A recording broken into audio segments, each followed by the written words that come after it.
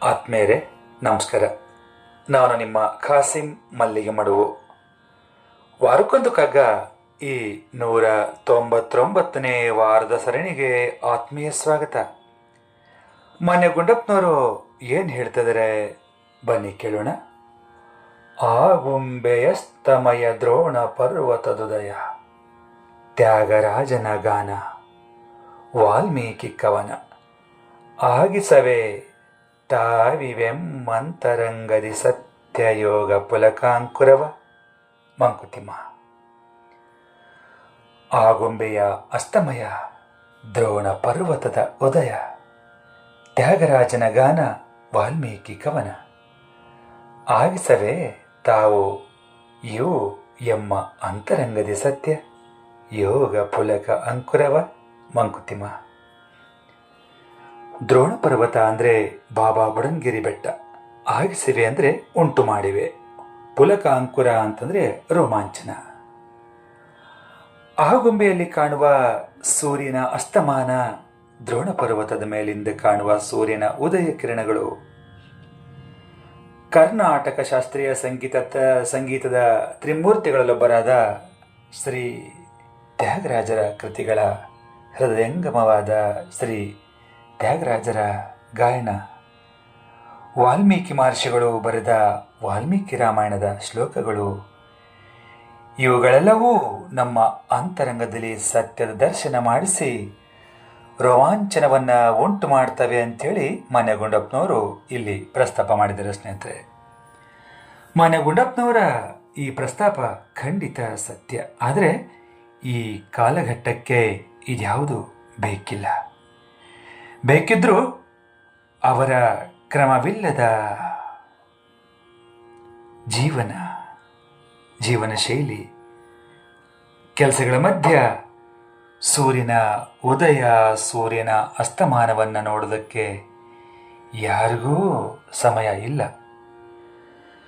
ಸಮಯ ಇದ್ರೂ ಇದು ಯಾರಿಗೂ ಬೇಕಿಲ್ಲ. ಸ್ವಾರ್ಥ ಅಹಂಕಾರದ ಕಾಡಿನಲ್ಲಿ ಮನುಷ್ಯ ಕಳೆದೋಗ್ಬಿಡ್ತಾನೆ. ಸ್ನೇಹಿತರೆ, ತಾಂತ್ರಿಕತೆ ಬೆಳೆದಿದೆ, ಬೆಳೀತಾನೂ ಇದೆ. ಆದರೆ ಈ ಯಾಂತ್ರಿಕ ಜೀವನದಲ್ಲಿ ನಾಗರಿಕತೆ ಅಳಿತಾ ಇದೆ. ಮುಂದೆ ಉಳಿಯೋದು ಕಷ್ಟ. ರಾಮಾಯಣ, ಮಹಾಭಾರತ, ಭಾಗವತ, ವಚನ ಸಾಹಿತ್ಯ, ದಾಸ ಸಾಹಿತ್ಯ, ಜಾನಪದೀಯ ಅಧ್ಯಯನ, ಹೀಗೆ ನಮ್ಮ ಕನ್ನಡ ಸಾಹಿತ್ಯದ ಅಮಲನ್ನು ಏರಿಸಿಕೊಂಡವರಿಗೆ ಮಾತ್ರ ಗೊತ್ತು ನಮ್ಮ ಕನ್ನಡ ಸಾಹಿತ್ಯದ ತಾಕತ್ತು. ಆದರೆ ಇದು ಯಾರಿಗೂ ಬೇಕಿಲ್ಲ ಇವತ್ತು. ಇನ್ನು ಶಾಸ್ತ್ರೀಯ ಸಂಗೀತದ ರಸಪಾಕ, ಇದರಿಂದ ನಿಜವಾಗಲೂ ನಮಗೆ ಪ್ರಾಪ್ತಿಯಾಗ್ತದೆ ನಾಕ. ಆದರೆ ಇಂದಿನ ಸಮಾಜ ಈ ಎಲ್ಲವನ್ನೂ ಬಿಟ್ಟು ಶಾಶ್ವತ ಸುಖ ಸಂತೋಷವನ್ನು, ಮಾನಸಿಕ ನೆಮ್ಮದಿಯನ್ನು ಕೊಡುವ ಕಲೆ, ಸಾಹಿತ್ಯ, ಸಂಗೀತ ಇತ್ಯಾದಿಗಳನ್ನೆಲ್ಲ ಮರೆತು ಕ್ಷಣಿಕ ಸುಖಗಳಿಗೆ ಬಲಿಯಾಗಿ ಪಬ್ಬು ಗಿಬ್ಬು ಅಂತ ಹೋಗಿ ಇನ್ನೇನೇನೋ ಮಾಡಬಾರ್ದ ಅನಾಚಾರಗಳನ್ನೆಲ್ಲ ಮಾಡಿಕೊಂಡು ಕೊನೆಗೆ ತಮ್ಮ ಜೀವನವನ್ನೇ ಸ್ವಯಂಕೃತವಾಗಿ ನರಕ ಕೂಪಕ್ಕೆ ತಳ್ಕೊಂಡು ಬಿಡ್ತವೆ ಅಲ್ವೇ? ಇದು ಇಂದಿನ ಸಮಾಜದ ದುರಂತದ ಸ್ಥಿತಿ. ಶ್ರಮಜೀವಿಗಳಿಗೆ ಜೀವನದ ಜಂಜಾಟದ ಮಧ್ಯ, ಒತ್ತಡದ ಬದುಕಿನ ಮಧ್ಯ ಅವರಿಗೆ ಆ ಕಡೆ ಗಮನ ಕೊಡೋದಕ್ಕೆ ಆಗಲ್ಲ ಅನ್ನೋದು ಸತ್ಯ. ಅವರೆಲ್ಲ ಕರ್ಮಯೋಗಿಗಳು, ಕಾಯಕದಲ್ಲೇ ಕೈಲಾಸವನ್ನು ಕಾಣುವರು. ಹಾಗಾಗಿ ಇವರಿಗೆ ಈ ನನ್ನ ಮಾತುಗಳು ಖಂಡಿತ ಅನ್ವಯ ಆಗಲ್ಲ.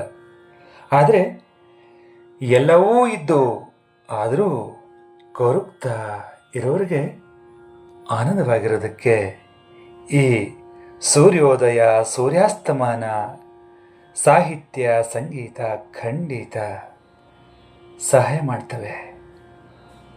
ಒಂಟಿಯಾದ ಕಾಲಕ್ಕೆ ಜಂಟಿಯಾಗೂ ನಿಲ್ತವೆ.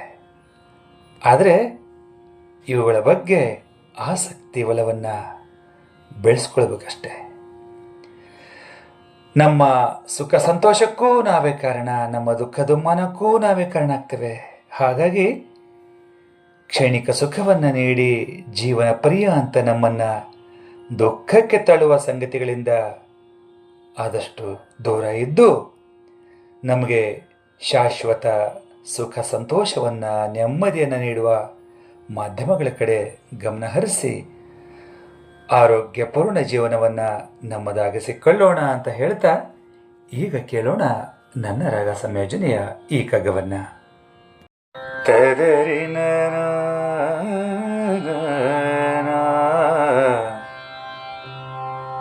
ತದರಿನ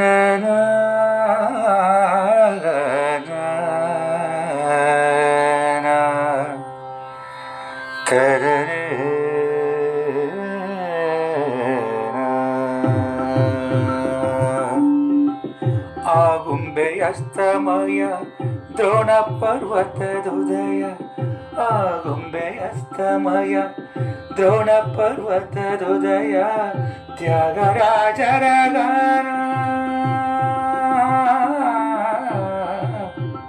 ತ್ಯಾಗರಾಜರ ಗಾನ, ವಾಲ್ಮೀಕಿ ಕವನ, ತ್ಯಾಗರಾಜರ ಗಾನ, ವಾಲ್ಮೀಕಿ ಕವನ, ಆಗಿಸವೆ ತಾವಿವು ಯಮ್ಮ ಅಂತರಂಗದಿ ಸತ್ಯ ಯೋಗ ಪುಲಕಂಕುರವ ಮಂಕುತಿಮ್ಮ, ಯೋಗ ಪುಲಕ ಅಂಕುರವ ಮಂಕುತಿಮ್ಮ, ಮಂಕುತಿಮ್ಮ. ಆಗುಂಬೆಯಸ್ತಮಯ ದ್ರೋಣ ಪರ್ವತದುದಯ, ಆಗುಂಬೆಯಸ್ತಮಯ ದ್ರೋಣ ಪರ್ವತದುದಯ, ತ್ಯಾಗರಾಜರ ಗಾನ,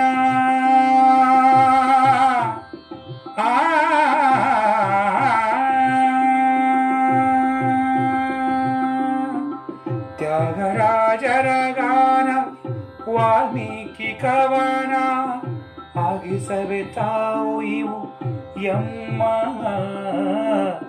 ಅಂತರಂಗದಿ ಸತ್ಯ, ಅಂತರಂಗದಿ ಸತ್ಯ ಯೋಗ ಪುಲಕ ಅಂಕುರವ ಮಂಕುತಿಮ್ಮ, ಯೋಗ ಪುಲಕ ಅಂಕುರವ ಮಂಕುತಿಮ್ಮ, ಮಂಕುತಿಮ್ಮ, ಮಂಕುತಿಮ್ಮ.